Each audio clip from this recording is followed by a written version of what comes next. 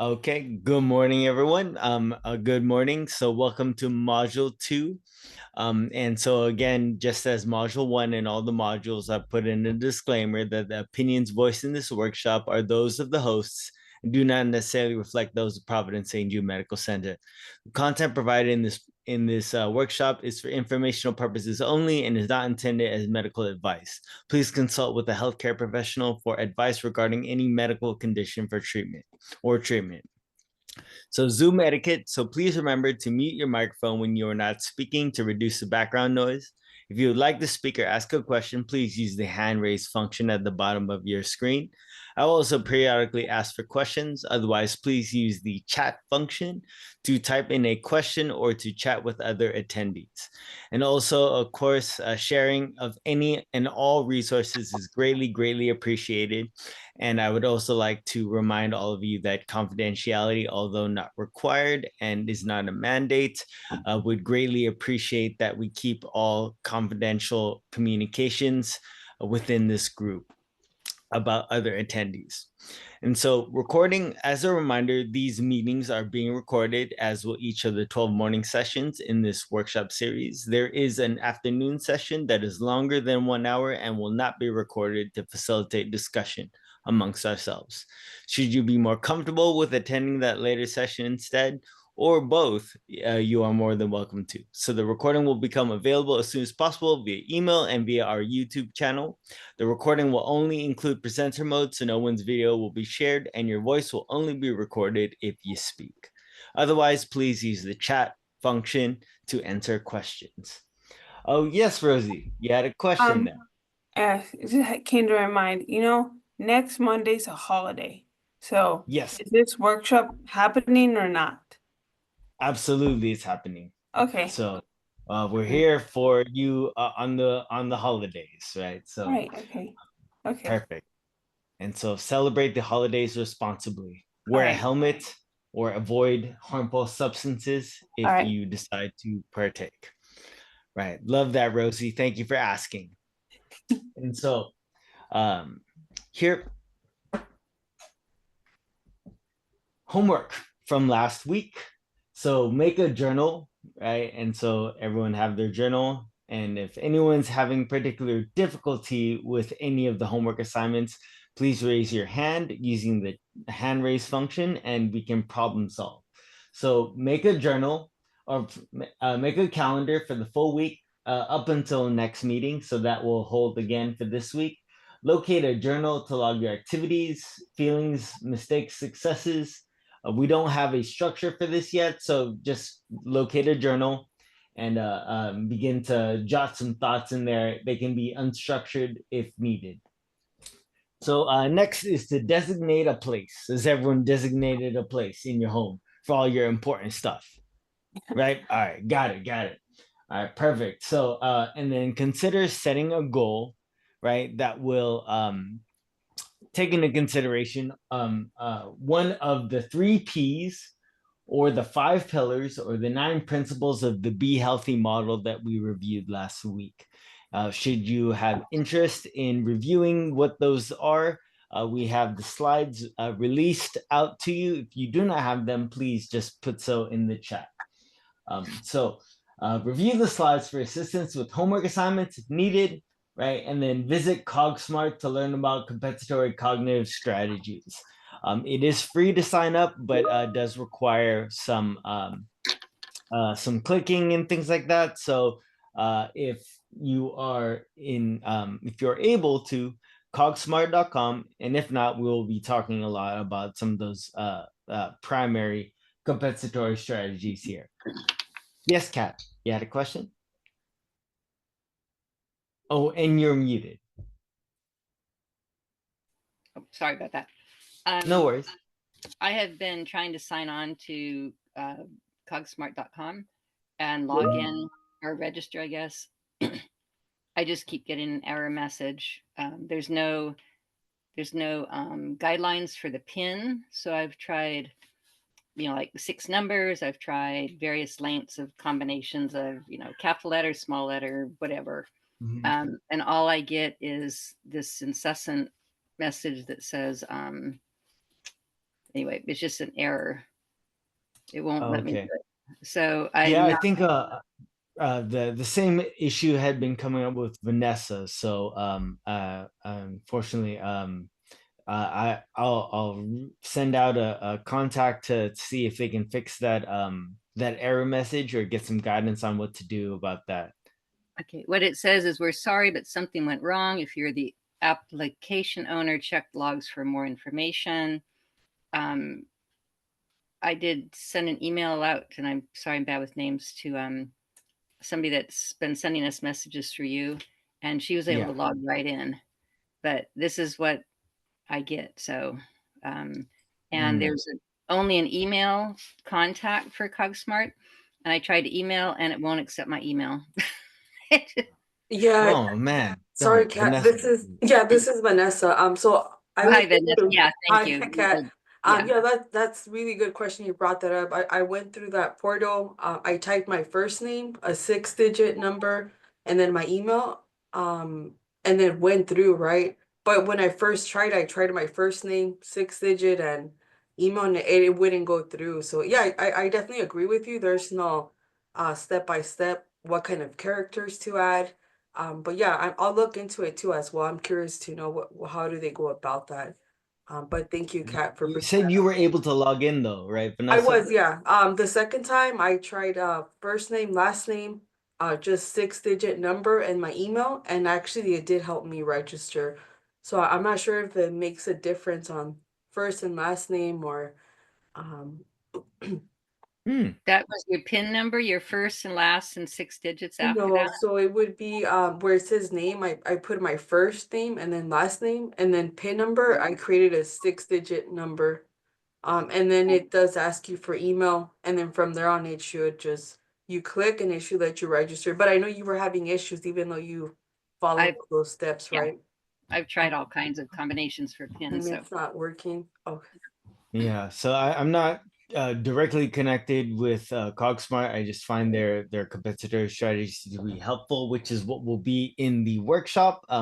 And so I apologize for the difficulty accessing their material. However, the compensatory strategies that I like the most are in this workshop. So right, thank you. yeah, hopefully that will suffice. So perfect. Thank you for that. We'll continue to monitor and try to get you in there. So if you can help out with that, Vanessa, that would be fantastic. Thank you. So some potential mechanisms for for these very real and genuinely experienced symptoms that we're having. And so these are some of the things like could be fear avoidance, avoiding things, and then when you avoid things that leads to deconditioning. Cognophobia, which is fear of cognitive exertion due to fear of symptom exacerbation. So staying engaged, right, is part of this whole process, right? This workshop is all about finding creative ways to stay engaged, right? And then, of course, there are the indirect consequences of the TBI, right? Like more of like the pain, maybe from the neck after getting your head hit. And so you have some cervical neck pain. And a whole host of things have now led to mood disturbances, right? Like loss of independence, very direct could have come directly from the TBI, but now because of that, there's mood disturbance, or there could be sleep disturbances, right? So Dr. Stephanie Howell gave a fantastic presentation on Friday in regards to, yeah, exactly right, Kat. That was great.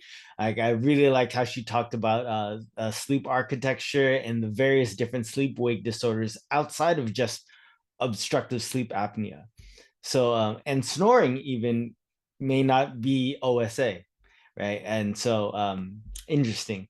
There could also be post traumatic stress.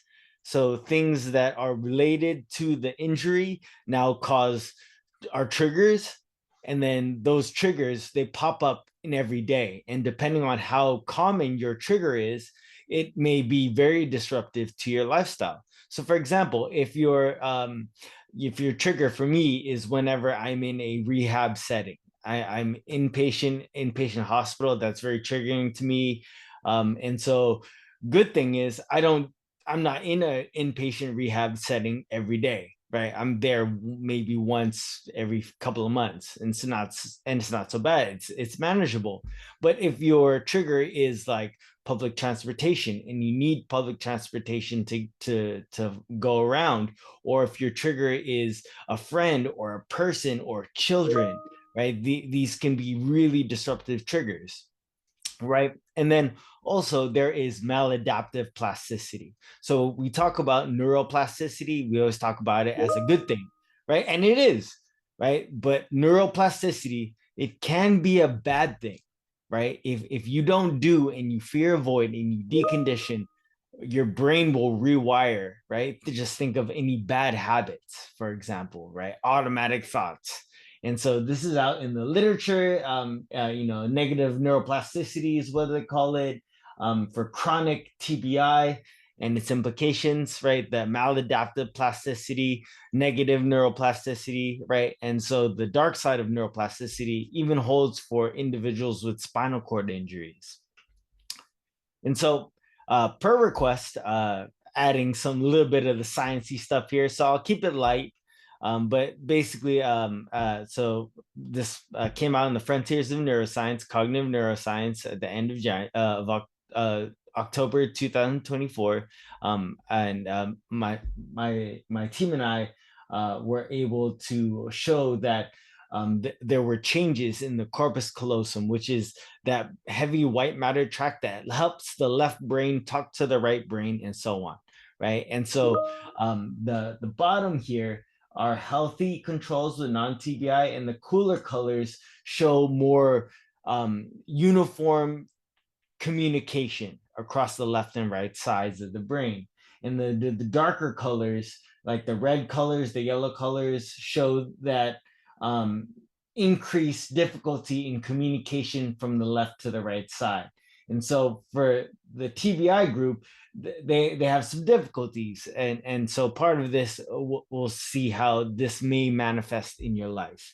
And so the corpus callosum talks to all the important parts of your left and right brain. And so here are some of the issues with TBI. Typically, the corpus callosum, it's in the middle of the left and right halves. And so when it gets jostled, or you go through head trauma, it's typically this white matter tract in the center is very vulnerable to damage, also known as thinning.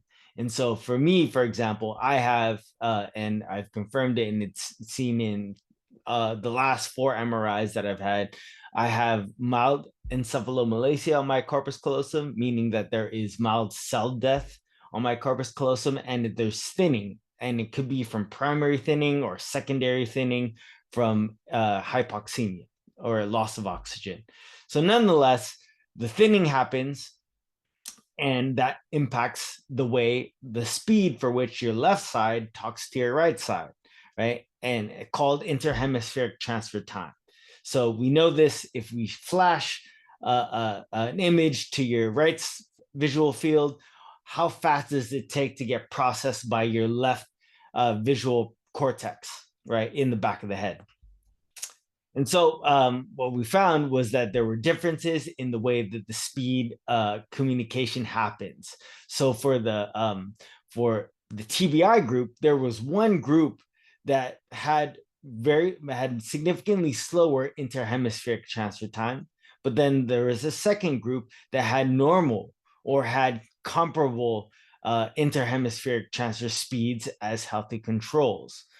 So when we took a look at this is what the communication between the left and the right halves look like. And here we can see that the control group and the one subset of TBI groups were comparable to each other, but then there was a second subgroup of TBI that had really a hard time, and they continued to show significant difficulties in their speed of processing. And so when we took a look at, well, what does that speed mean in terms of like stuff that I care about? Well, we took a look at working memory, and we saw that the red and the blue lines represent the TBI group. They were slower and they produced significantly lower scores than the control group in the green line at the top. So here there were this is bottom is the TBI group. Here's the control group, healthy control group, quote unquote. And so the TBI group performed worse on their working memory, both at baseline and 1 to 2 years later, right? And so, but we can see that there is one subgroup of TBI that does get better, right? So how can we take advantage of that, and how can we be that second group, right, that does get better? Here's the TBI group. One group stays low and gets lower, and the other group improves to the point they're actually no longer worse than control groups, statistically speaking. So here is a dramatization here, right? So let's say Angelique, this is something that's shown up in the pediatric literature. She gets a TBI when she's about 10, right? And then boom, decreases in development, and then there's some recovery here, and then there's ongoing development that is of separate trajectory up till she's 18, right? So we can kind of see, well, what happens with that trajectory, but also take a look at that this graph only goes to age 18. What about when you're 25, 40, 65, right? And so does this continue this way, right? Or are there things that we can do, systems that we can put into place that improve our trajectories, right? And so at this point, biologically, as Dr. Bickar here says on the left, we just don't know if the biology changes or if the biology needs to change, right? I mean, for all intents and purposes, I mean, there's still cell death on my corpus callosum. There's still thinning there. It hasn't changed for the last four MRIs that I've had. But does that matter? Right. And so the systems in place may be the thing that you need. And so, and the systems could be cognitive systems, or the systems could be people, right? They could be people. People are systems, right? And so as we talk about, there could be differences between and within clinics or hospitals. You may be having, right? We're talking about depending on which hospital you go to or which clinic you go to, even if you're fortunate enough to go to a hospital, which doctor do you see of all the doctors that they have on staff, and then which of the 41 different guidelines that they're using to conceptualize and diagnose and grade and categorize TBI, right? So we can see, depending on which hospital you go to, which doctor you see, which of the 41 guidelines they're using, we could have a lot of variability between our healthcare experiences. Then, of course, there are things like interaction between networks like our hypothalamic pituitary adrenal axis, or HPA axis, with our stress response. Is that upregulated or downregulated? And then what happens when with our mesolimbic reward system? Is that upregulated or downregulated? So what do we find rewarding? What do we hold as value? And then whether or not that moves in proportion with our stress response and things like that. And then, of course, our sleep. What's our sleep like? Are we having reactive glial responses? Things like that. So really, what we're talking about is, if we look from the bottom up, it's called, according to ASAM, neurologic informed care.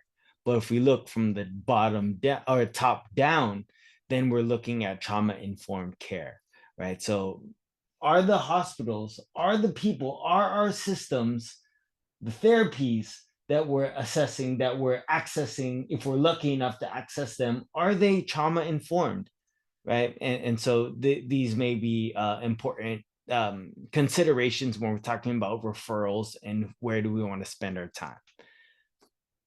And so just as a dramatization, right? This is, again, a dramatization.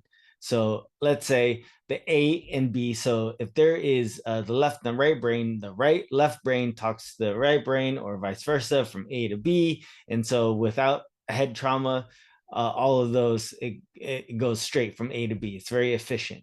And so all of those colored spaghettis in this are essentially like white matter tracks. And so this, of course, is a DTI MRI. And as we've said, unfortunately, last week, DTI MRI is primarily a research tool and isn't quite ready for the clinical limelight as of yet, although it helps generate the point here. So what if there is brain injury and all of the spaghettis get mixed up, as we just talked about? Encephalomalacia, you get your, the white matter tracks all get mixed up, as we just kind of shown in the last couple of slides. And so you can't go from straight to A to B because the road there in the center has been impacted.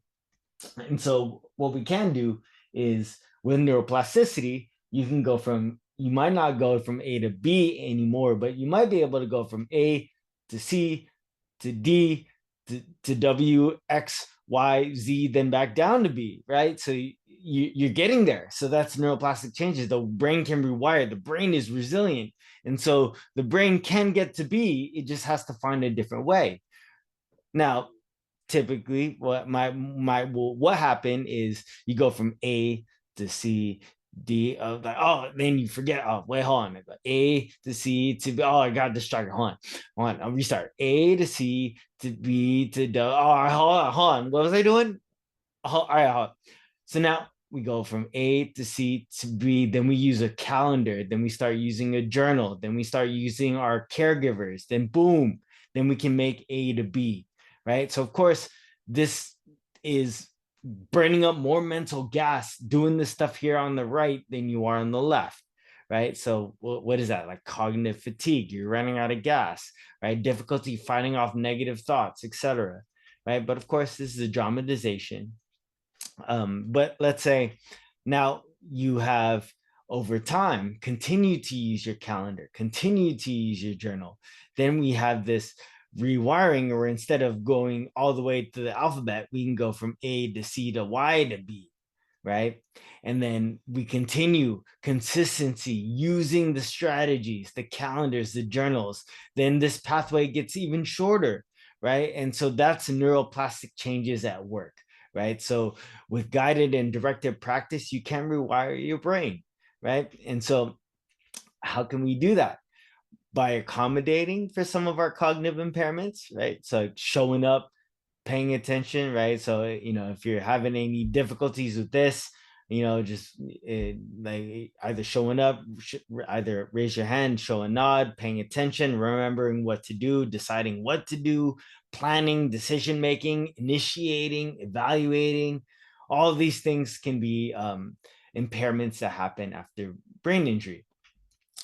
So how can we accommodate that, right? We can do so by reducing cognitive load, right? Slow down, use routines. Someone said routines last week. Fantastic with the routines. Love that, right? Setting clear goals and agendas, right? Another one of our assignments that will be for this week is to really think more about those goals, right? Which of the 5 pillars, or the 3 Ps, or the 9 principles of the Be Healthy model will you be taking steps towards over the next 12 weeks?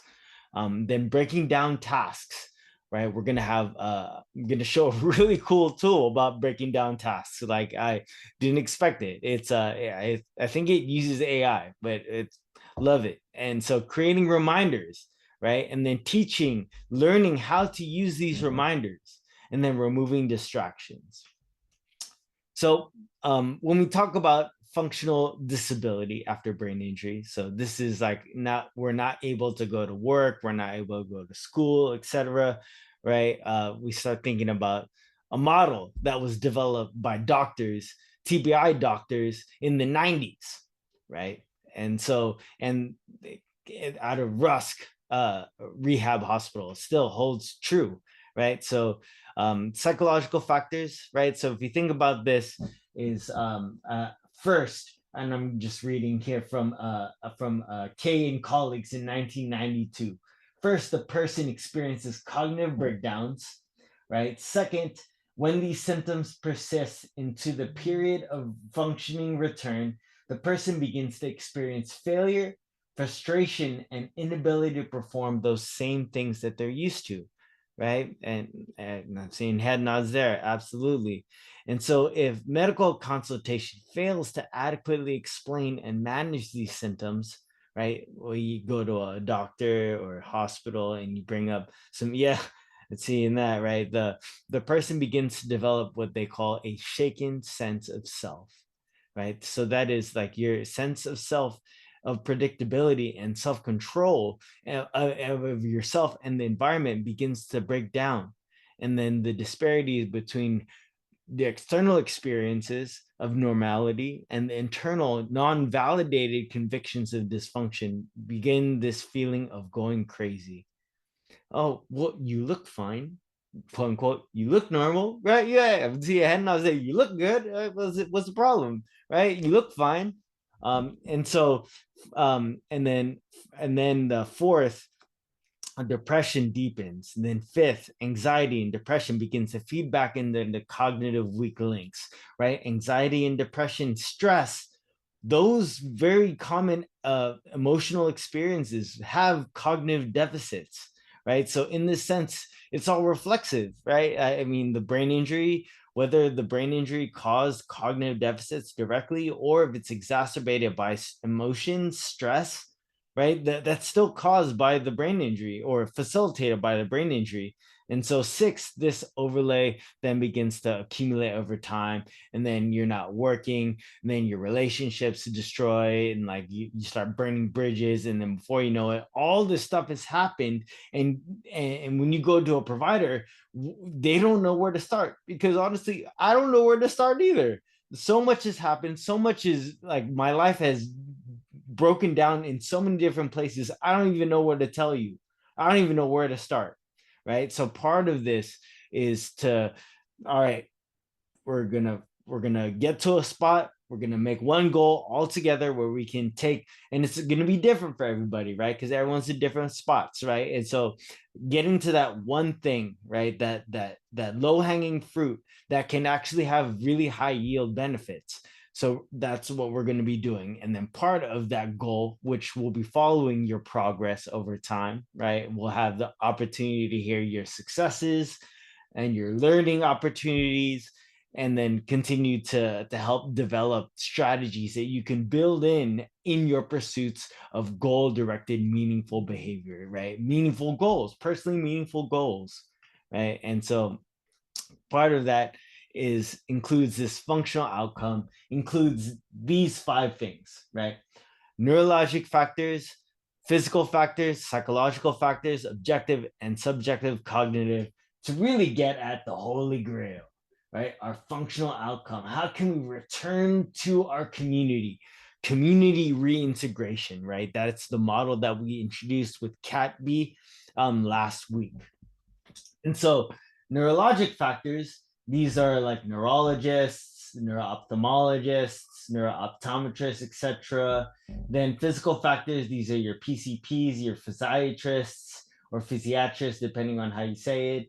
And really looking through PT, occupational therapy, speech therapy, to rule out any ongoing deficits in structure, right? Biological structure, right? And so, before I used to hear survivors tell me like, "Oh, my doctor said everything was fine," and then they would feel bad about that. And over the years, I've really reframed that, where if a doctor tells you that as far as their tests, their things are concerned, it's normal, that's a good thing.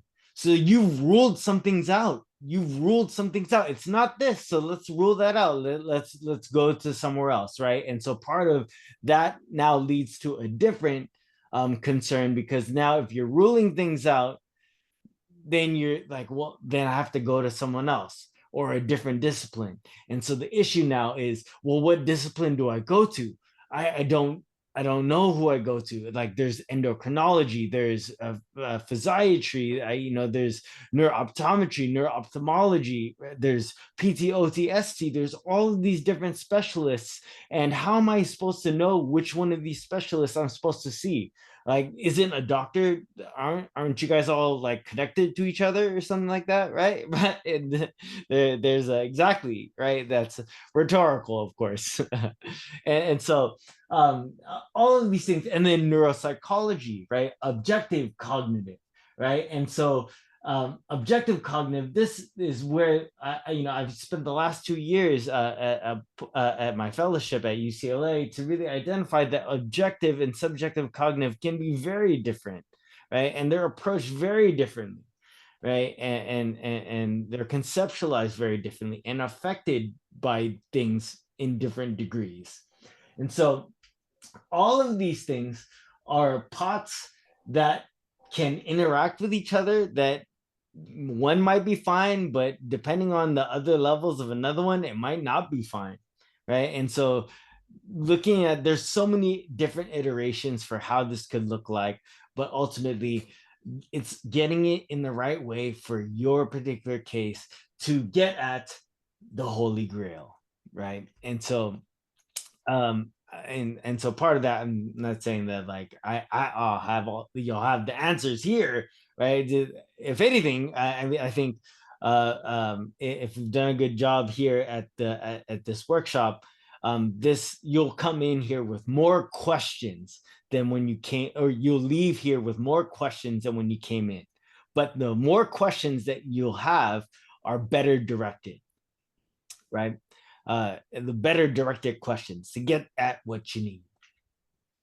And so some important considerations as we talk about brain health: stress management. We talked about last week, what was the influence, what was the effect of this workshop over time, right? It was stress, decoupling between the association between stress and cognitive symptoms, right? So just learning about how to manage them helps reduce stress, and that weakens the link between cognitive symptoms, right? And then co-occurring conditions, right? This can't be stressed enough, and unfortunately, it's one of those things where, like, my co-occurring conditions, you've probably heard it before, but it's important, right? If you have medical conditions, hormone imbalances, thyroid issues, those can feed back and be exacerbated by some of the things that we're talking about.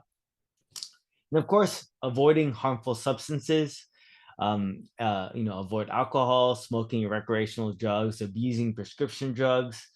And so can't necessarily endorse that. So just do what you can, build in the systems to avoid harmful substances.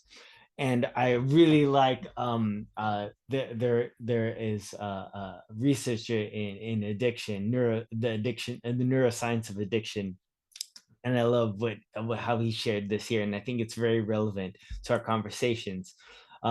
He said, addiction is a disorder that really emphasizes the systems that are in place to empower us to make good decisions. Those empowering systems are compromised, right? Addiction happens when those systems that empower us to make good decisions are compromised, right? And so I think that rings true here with the TBI symptoms, right? It's when the systems, the support systems that we are supposed to be having in place to help empower us to make good decisions, to make powerful progress towards our goals, it's when those systems are compromised, right? And so part of this, right, this module 2 is the cognitive applications for life management, right? So if you're having cognitive symptoms, keep calm. There's an app for that, right? And so perfect. So I'm just going to go through these really quickly, right? And so if you have any of these, I'll ask maybe for you to share. Maybe we could learn from you. So memory aids. these are things like digital calendars, reminders. I am now a 17-year survivor of a quote unquote severe traumatic brain injury. And about 4 years after my injury, I got involved in Google. I love Google. Man, I can't tell you. And they don't, I'm not paid or endorsed by Google, but and it wouldn't matter whether or not they did or not, because I love this platform. I've been using it 10 years now, 10, 11, 12 years. So I can go back to like this very day and look at it. So here there is variety. So I'll use a cleaner one so that way it looks a little bit cleaner. Right. So here today, right? So I have breakfast today, Monday the 13th, breakfast 7:30, exercise at 8 to 9, and then cognitive workshop here. And then there's another cognitive workshop at 1:30 to 3 p.m. And so basically what I do here is, so for breakfast, I set the time and then I set an alarm, right? So I set an alarm for 10 minutes. I can set an alarm for 10 minutes. So I know, let's say I need another alarm, I'll set another one for 14 minutes. I'll set another one for 5 minutes, right? I can set as many alarms as I want, and and then I can hit save. So I remember to brush my teeth, things like that. And then for exercise, I did here. So for exercise, I like this because you can also put notes. So if I exercise at 8 and I put a reminder at 10 minutes, so while I'm eating breakfast, 10 minutes before 8, I can remember to take a 3-mile jog around the park. So that way I remember where to go, right? So this is all very helpful for me, right? And so the good thing about this is here. So let's say for the cognitive workshop, for the location, I can put the link. So if it's here, I know what link I'm doing. I had to before I used to have the links all in an email, and then I had to kind of remember which link. There's that was fine when there was like 5 links, but when there became like 10, 15, 30 links, then it became really problematic. So I started putting links there. And then for the one at 1:30 to 3, I have the address for a St. Jude Brain Injury Network here in Fullerton. So when it's time, the cool thing about Google is it takes into account my GPS location and will tell me when to leave, accounting for traffic in order to get there on time, right? Which is cool, right? And so like I mean, those are just a couple of things, and not to get so much back into that. So we'll really talk about how to leverage Google. I love Google. There's let me pull up one last thing. So here, now that's on the calendar. Now I have my maps here. I have my contacts here. I have my to-do list here, right? I can have, you just saw, I have all my to-do lists here. And then when I put a time on my to-do list, so let's say I got this completed today at 10 o'clock. Then I hit done. And then if I put tasks here, right? If I put tasks here, it'll show up as completed there, right? It'll show up as completed. So that way I can have multiple different calendars, multiple different tasks, right? And so I can put this here and today at 10 a.m. And so I can have multiple different calendars with different colors. As you can kind of see, that's what I got going on here for, let's see, I'll zoom in here and I'll show last week. So for last week here, like this is what my calendar looks like. I have links, addresses, timing, and notes for everything, and then all the greens are my done to-do lists, right? So really great things here. Yes, Michelle. Oh, and you're muted. Okay, I just wanted to add that I use Google as well, but I've taken it to an even more personal level than my old corporate life. And I put down when I get my haircuts. I put down when I wash a certain load of clothes. I put down Good. all of these things that stress us out if we can't remember it and can't find the information on what we did on a certain day. So I have taken it, Google, from my corporate life, added my personal life to it. And we all know that stress is one of the biggest, you know, hurtful factors with TBI. It totally takes the stress away because I just, go to the top search Ulta. I go to the top search Ulta and it shows me exactly the last time I had my hair cut or colored or did this certain laundry or whatever. So anyway, for what Yeah. it's worth, it does really help the brain improve. Absolutely. And I'm clapping for you right now. I'm doing a round of applause here, right? And so that's perfect. And then I do have a personal one. And so funny you say that because I have a haircut scheduled for 6 p.m. tonight.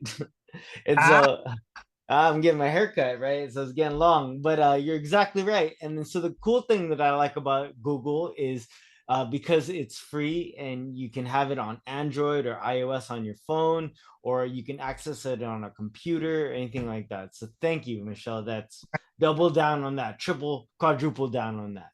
Yeah, invaluable. invaluable. Absolutely. Dan, you have something there, sir?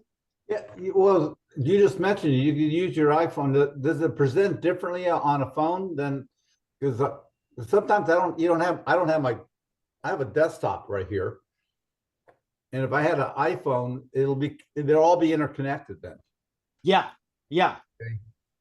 Yeah, they're all interconnected, and then I have it all on my phone. And then when you put a reminder on your desktop, it'll send to your phone. But so when Yeah. you're out and about and you want to check off something, you can do it on your iPhone, but it'll go back and be on your main calendar. Yes, sir. Okay. All Yeah. Gold, gold, right? Man, As Michelle was saying, technology. It's minimize stress for sure. Right. learning experience for me. Yeah. And so, all right, keep tasks here, right? And it can manage your tasks for, medication and things like that. Exactly. Yeah.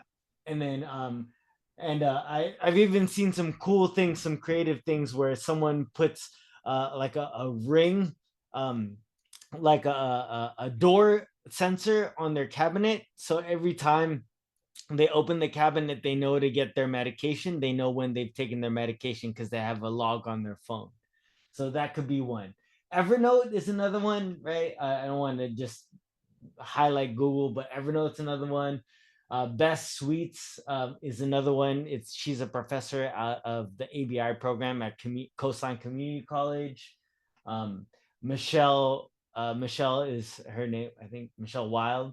Yeah, and so next domain. So first there was memory aids.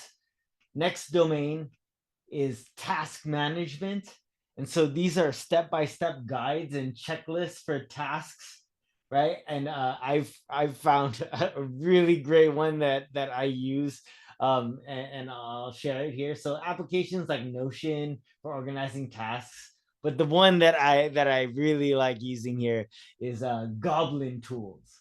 So this is, you essentially just go onto a browser, type in goblin.tools. And so actually I just used this just last night because I was like, what do I eat? So yeah, cooking macaroni and cheese. And like, so let me delete this. So this is what I did last night, right? You got to see what I had last night, what I was doing. So I was like, all right, cooking mac and cheese. So then I add this to this here. And I'm like, all right, cooking mac and cheese. This is on my to-do list. Great. So I need to cook mac and cheese. But then if I have problems with initiation, sometimes the difficulty with initiation can be an executive function problem, right? I know I want to cook mac and cheese, but I keep putting it off because I can't, because I have to think about the process. I have to think about the steps. And so if this could just be so much easier for me, then then that this would be great. So then I put mac and cheese and I put breakdown item. and then let it do its thing, boom. And now I just have 15 steps, right? I gotta gather the ingredients: macaroni, cheese, milk, butter, salt, pepper. That, and it helps. It basically just gave me a recipe, right? Melt butter in saucepan and things like that. So let's say now you are someone who works in chunks of time, like also called pomodoros, right? So for example, I have a pomodoro of about 20 minutes. So I break down my activity in 20 minutes time. So I need to know how much time is going to take me. So I can estimate time. It's going to take 5 minutes, right? Well, let's say I want to break it down even further. I can hit break down even further, right? And then it takes all these things and I can check them off as I do them, right? Gather macaroni, gather cheese, gather thing. And so just as a thing for you, I didn't pre-prepare this in any way, right? Like I just put cooked mac and cheese. I can also do like laundry, right? Add laundry, and then I can break down item, right? And then it'll do its thing, boom, right? And let's say like, oh, sort the laundry by color. What does that mean? So I want to break that down even further. Then it'll say gather laundry items, create designated piles, examine the clothing, right? And so if you're having difficulties with initiation, if it is an executive function difficulty, then you may benefit significantly from breaking down tasks, right? So goblin tools, real powerful stuff. And cognitive training, right? So cognitive training, and so these are things like brain training games, Lumosity, and things like that. And and so the INCOG guidelines, so the International Cognitive Rehabilitation Guidelines, led by Dr. Mark Bailey from Canada, the Ministry of Ontario. Um, they recently just published their guidelines in 2023, end of 23, and in the Journal of Head Trauma Rehabilitation. So relatively new way, and it's we're trying to and it's getting adoption. So the INCOG guidelines. And so basically what from they found with from their review of the literature and the research is that um, uh, unfortunately, these computer-based tasks that are decontextualized are not really so recommended because they don't really transfer over to real everyday tasks. So while it's not recommended, you can still do them if you enjoy them, right? If you have a good time with these Lumosity brain games, by all means, it's not going to hurt. And so, yes, Grace. What about I play with my grandson's puzzle? Perfect, right? So playing, those kinds of things, because then you're working with your hands, you're working with your grandson, right? You're playing with your grandson, and you're engaging with your grandson, engaging with other people. You're working on your communication. You're working on teaching, and so all of those things, I think there are so many benefits, so many other cognitive components of cognitive training and cognitive exercises that come along with doing that puzzle. Whereas, if this is simply talking about decontextualized attention games. So if you're tracking bugs or smashing fruit and that kind of thing, like unless you do those things in your real life, those are the recommended things that they're not really recommending. So keep it up, Grace. I think doing those things with your grandson you. are Thank you. fantastic. And so INCOG principle number 1, persisting deficits should receive functionally oriented cognitive rehabilitation, right? So Grace, right? She's functionally oriented. She's doing puzzles with her grandson. She's working on teaching him. She's working on communication. She's working on emotion regulation. She's working on while improving her joy, right? I can't even imagine the joy that comes from playing with your grandson.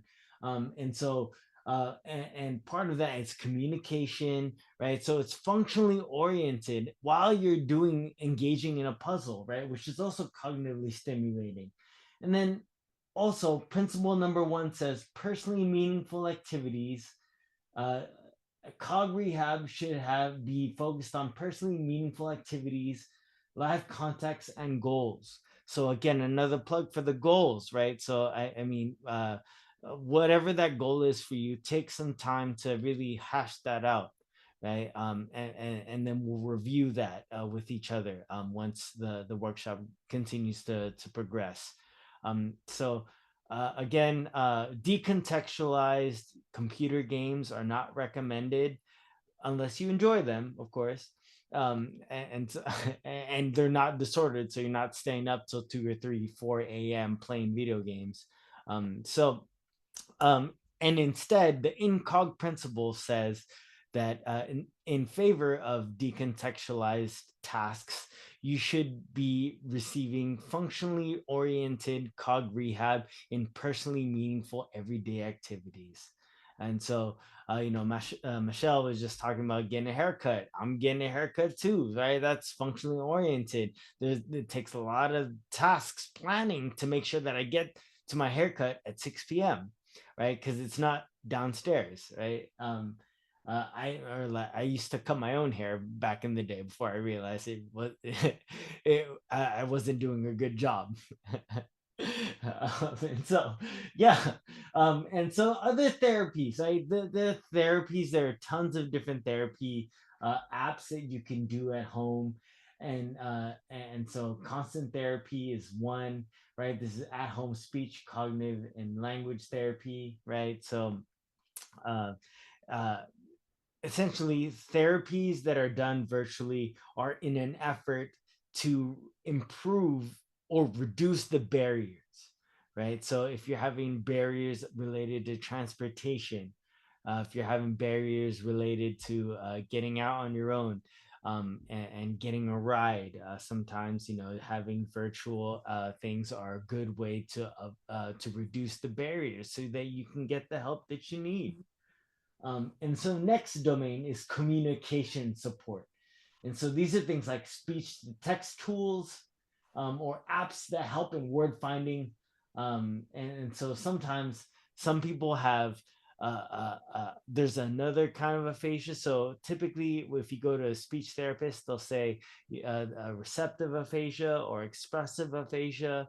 So there is another kind of aphasia called conduction aphasia, where it's the difficulty between it's where there is a obstruction between the communication between the receptive and expressive areas of your brain. So you may have be able to produce speech well, so, or you may be able to understand speech well, but being able to respond and find the words that you need to be able to communicate efficiently and effectively may be disrupted.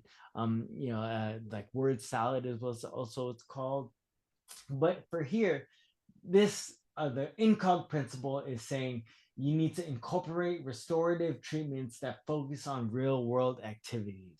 So this could be for conduction aphasia, right? Then have someone go to a supermarket and I'll give them $5. Hey, I want you to ask someone for where is the macaroni and cheese, because we're gonna use goblin tools to figure out how to cook this later, right? So here's $5. Ask someone for the macaroni and where's the cheese, and then I want you to pay for it, right? And then so part of that is it's focused on real world activities. They need to figure out how to say macaroni or cheese, or pancakes was a difficult word. Someone was having a real hard time remembering the word pancakes. So those are kind of things, right? Using functionally everyday activities to facilitate this communication. And for some people, you can use an AAC device, which is an augmented communication device. And this simply could be like on an iPad. It's like a list of like maybe the top 15 things, like go to the bathroom, sleepy, tired, where's this? And then someone can just point to it, right? And point to it to tell you what the act, what's the verb, what's the noun, what's the subject, right? And it could be just printed on a piece of paper. Sometimes that could be considered an AAC device, but it can get more sophisticated than that, of course. Then there are other public benefits, right? So here in the state of California, we have the Department of Rehabilitation, the Voice Options Program, and so if you qualify, you can get like an iPad with all of these different apps that you can use to kind of help you communicate in your day to day, right? And so if you're a California resident, or if you're not a California resident, likely there is a similar Department of Rehabilitation or a similar program, state program in your state, right? So I think Florida or North Carolina or Oregon, depending where I see some of you guys are from those areas here. So perfect. Next domain is environmental adaptations, right? This person environment fit, right? So we just talked about some smart home applications, right? Like there's that cabinet sensor, for example, like Alexa. I gotta be quiet when I say Alexa because there's like 3 here on this floor, so they're gonna hear me. Right, so it helps me keep my tabs, like Alexa, put blah blah blah on Costco, right? Because I know get blah, blah, blah on Costco. Like I'm going to Costco frequently, right? And so those are things that like remember to do, or like Alexa, remember set a timer for 15 minutes, right? For my Pomodoro, or Alexa, turn off the kitchen lights, or set a reminder to turn off a stove in 20 minutes, and it'll do those things. And then GPS enabled navigation devices, right? So as we were showing in like the Google Calendar, you put the address and it will use GPS enabled to find out when you need to leave, so that based on traffic, you get there on time, right? And then so incog principle 3, focus on engaging on meaningful activities. And if you can't see the theme, that's fine. And principle 1, 2, and 3 are all about engaging real world, meaningful, functional activities, right? That's cognitive rehabilitation. For the first couple of years I was doing this, I was always looking for like who's doing this and how can I learn so I can bring it back to our community. And at the end of the day, turns out the thing that I was looking for was with us the whole time, right? It's very poetic. It's very poetic. It's very poetic, man. And so focus on engaging on meaningful activities with your caregivers and your family, right? And then you need to incorporate strategies for generalization. And so here, this is an app, right? It's a number 1 family organizer app. And you can also do this on Google, right? If you can share your calendar so that everyone in your family, your caregivers, can see each other's calendars, right? And so also, if let's say you have a caregiver that you want to share your calendar with, right? So for those who have caregivers with them all the time, you can share your calendar so that way they can see where you want to go and what you want to do at what specific time, so they can help you prompt, right? And so all of these are like prompts, right? And so we'll get to prompts in just a moment. So prompts are so important. Like prompts, especially real world prompts like calendars, reminders, caregivers, prompts are essentially like all these things are digital memory aids that provide ecologically valid prompts, right? So meaningful prompts to you, to the person. And so these are essentially the cornerstone, the foundation, the rock of compensatory cognitive training, right? Prompts that are ecologically valid are the cornerstone of compensatory cognitive training, particularly for those who have memory deficits that are declarative, by taking advantage of more implicit memory so that you can build the structure to enhance and optimize your capacity for functional independence, right? And so health monitoring, these are things like Aura rings and things like help keep track of all your health, Apple Watch, etc. And then of course the domain here is stress and emotion regulation. And while there are apps like Calm and things like that, other ones are group-based interventions can be considered as a part of cognitive rehabilitation. So INCOG Principle 4 states that we are all following principle number 4. It can be delivered in a group, telehealth, right? And so for stress and emotion regulation, we have built into the workshop, I think it might be week 9 or 8 or something like that, but is MREG. Stands for emotion regulation. It's an empirically based training program developed by Mount Sinai's Brain Injury Research Center in New York. So we will be incorporating some of those lessons into our workshop later on. So stress and emotion regulation are so important for all the reasons that we've talked about. Michelle talked about it earlier as well, doubling down on that. And social and support integration. So INCOG principle number 5, right? Basically, this should be taken on a regular basis based on functional outcome measures, right? So what are functional outcome measures that are useful to you? What are meaningful to the person, right? And then telerehab, consider the use of telerehab.